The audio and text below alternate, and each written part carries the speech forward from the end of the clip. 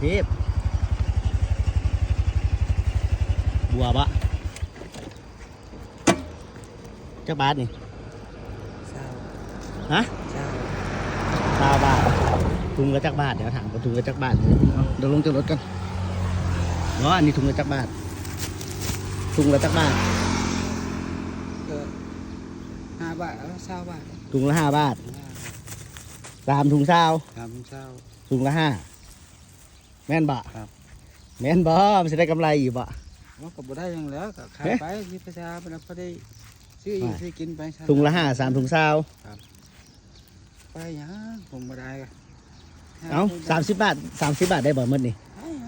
อ 30 บาทก็ได้ ครับได้ ตายตามไปเอาเงินไปถือกันมาขึ้นโมอไซค์ไปน้ำกันเดี๋ยวเด้อเก็บก่อนเดี๋ยวขึ้นโมอไซค์ไปกับผมเดี๋ยวแป๊บนึง